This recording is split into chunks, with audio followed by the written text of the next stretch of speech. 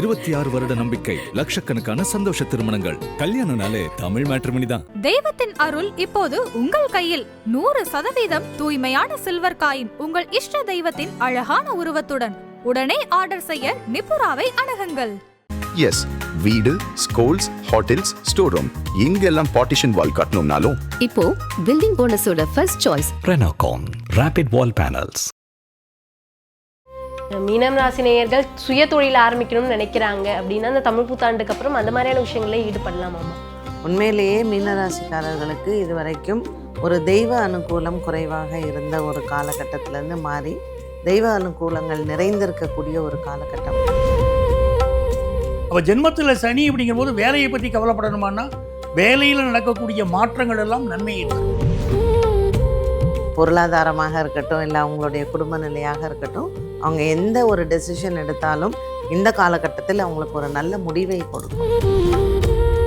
இந்த படிக்கின்ற பிள்ளைகளுக்கு, அதுவும் குறிப்பாக உயர்கல்விக்கு செல்ல காத்திருக்கக்கூடிய பிள்ளைகளுக்கு மிக அற்புதமான இடவாய்ப்புகள் கிடைக்கும். 7ஆம் இடத்திற்கு அதிபதி, 9ஆம் இடத்திற்கு அதிபதி, 11ஆம் இடத்தின் அதிபதி 3 பேரும் ஒன்று சேர்ந்துட்டாங்க இவங்களுடைய ராசியில. அப்ப நல்ல திருமண விஷயம் என்பது கூடி வருகிறது.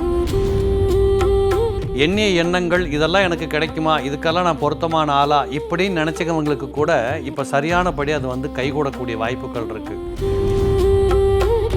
7.5 சனியில நாங்க இருக்கோம் அப்படிங்கிற கவலை இல்லாமல் குரு பகவானுடைய அனுக்கிரகத்தினால் பராபவ வருஷத்தை மகிழ்ச்சியோடு, சந்தோஷத்தோடு, ஆனந்தத்தோடு இவர்கள் கழிக்கப் போகிறார்கள். 30 வயதுக்கு மேற்பட்டவர்களுக்கு இந்த 2வது சுற்று ஏழரை சனியாக இருக்கும். அதனால சுத்தமா பயப்படாதீங்க. ஆதன ஆன்மீகம் நேயர்களுக்கு ஷாம்லாவின் அன்பு கலந்த வணக்கங்கள். தமிழ் புத்தாண்டு அப்படின்னாலே நிறைய பேருக்கு நிறைய விஷயங்கள் ஞாபகம் வரும்.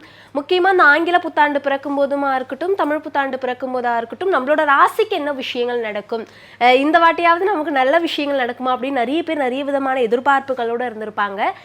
இவ்வளோ நேரம் பொது பலன்களாக பார்த்துருந்தோம். அதை தொடர்ந்து 12 ராசிக்காரர்களுக்குமே இந்த தமிழ் புத்தாண்டு எப்படி இருக்க போகுது அப்படிங்கிறது தான் நிறைய விஷயங்களை இன்னைக்கு இந்த நிகழ்ச்சியில் கேட்டு தெரிஞ்சுக்க போகிறோம். வணக்கம். 3 பேர் எப்படி இருக்கீங்க? ரொம்ப சௌக்கியமா இருக்குமா? உங்களுக்கு தமிழ் புத்தாண்டு நல்வாழ்த்துக்கள். நேயர்களுக்கு தமிழ் புத்தாண்டு நல்வாழ்த்துக்கள். ரொம்ப நன்றிமா. நேயர்களுக்கு இந்த பராபவ வருஷம் நல்ல மகிழ்ச்சியும் ஆனந்தமும் நிறைந்த வருஷமா இருக்கணும்னு வாழ்த்துறோம். கடைசி ராசி மீனம். ஒவ்வொருத்தவங்களும் நான் தான் கடைசி, எனக்கு எப்பப்பா சொல்லுவீங்கன்ற ஒரு பெரிய எதிர்பார்ப்புல இருந்திருப்பாங்க. மீனம் அப்படிங்கிற பட்சத்துல இந்த தமிழ் புத்தாண்டுல இருந்து இந்த விஷயங்களை எதிர்பார்க்கலாம் அப்படின்னா என்ன சொல்லலாம் பஞ்சநாதன் சார்? அதாவது ஜென்மத்தில் சனி பகவான்மா, இந்த பராபவ வருஷத்தில் நம்ம பார்க்கும்போதே கிரக நிலைகளை பார்த்தோம்னா மீனராசிக்கு ஜென்மத்தில் சனி பகவான். நம்ம ராமலிங்க ஐயா அழகாக சொன்னாங்க, ஒரு கண்டிப்பான வாத்தியார் கூடவே வராரு அப்படின்னாங்க. அதுதான் உண்மை. இந்த சனி பகவான் லாபாதிபதி. மீனராசிக்காரங்களுக்கு அவர்தான் விரையாதிபதி, அவர்தான் லாபாதிபதி. நிறைய பேருக்கு ஒரு புதிய வேலையை கொடுப்பார், ப்ரமோஷனை கொடுப்பார், டிரான்ஸ்ஃபரை கொடுப்பார், வாழ்க்கையில் உயர்த்துவார். அப்போ ஜென்மத்தில் சனி அப்படிங்கிற போது வேலையை பற்றி கவலைப்படணுமானா வேலையில் நடக்கக்கூடிய மாற்றங்கள் எல்லாம் நன்மையை தரும்.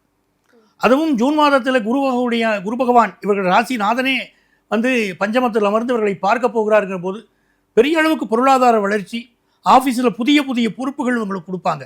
அந்த பொறுப்புகளை இவங்க ஏற்று செய்யணும். செய்துக்கிட்டாங்கன்னா ரொம்ப நல்லாயிருக்கும்.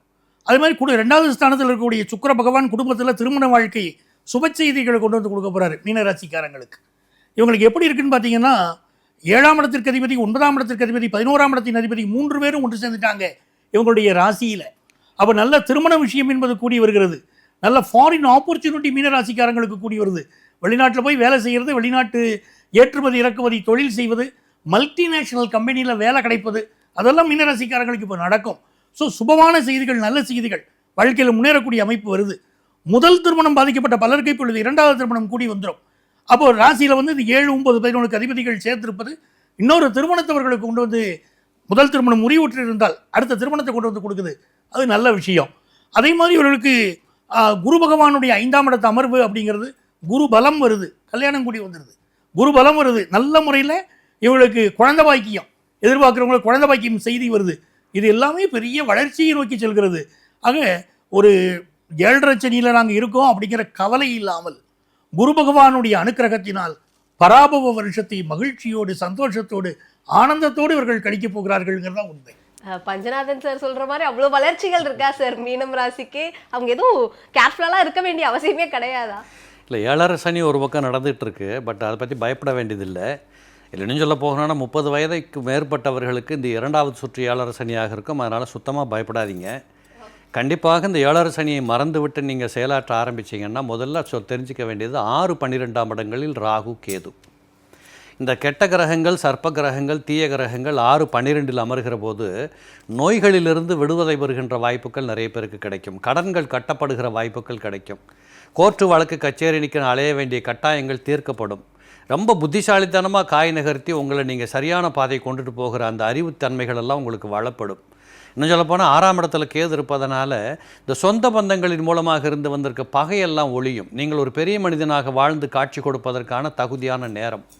இதில் கூடவே குரு பகவானும் உச்சத்துக்கு போகிறார். ராசிநாதன் உச்சம் பெறுகிறார். அவர் தன்னை பார்த்து கொண்டும் இருக்கிறார்.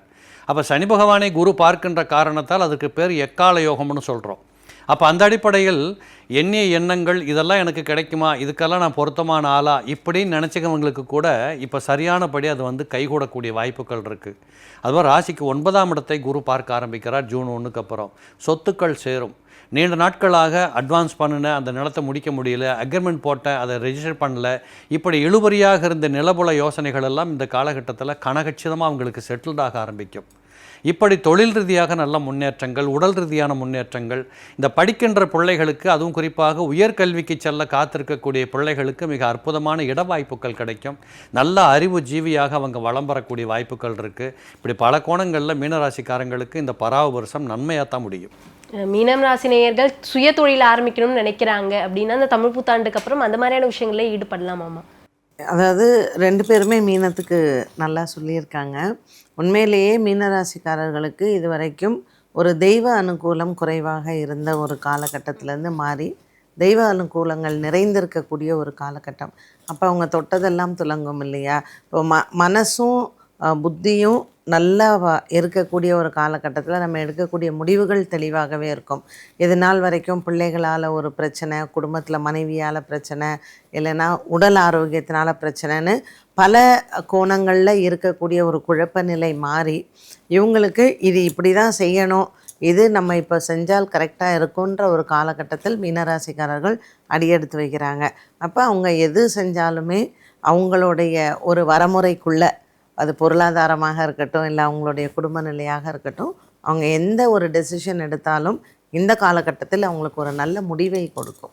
கண்டிப்பாக பொது பலன்கள் மட்டும் இல்லாமல் 12 ராசிக்காரர்களும் ரொம்ப நேரம் உட்காந்து இவ்வளோ பொறுமையாக எங்களோட நேயர்களுக்காகவும் எங்களுக்காகவும் நிறைய பயனுள்ள தகவல்கள் சொல்லியிருந்தீங்க. தமிழ் புத்தாண்டு நீங்கள் 3 பேரும் சொன்ன மாதிரி நிறைய நல்ல விஷயங்களை மக்களுக்கு கொடுக்கணும் அப்படின்னு அதன் சார்பாக நாங்களுமே வந்து விஷஸ் பண்ணுறோம். நிறைய விஷயங்களை பகிர்ந்துக்கிட்டீங்க. மிக்க நன்றி.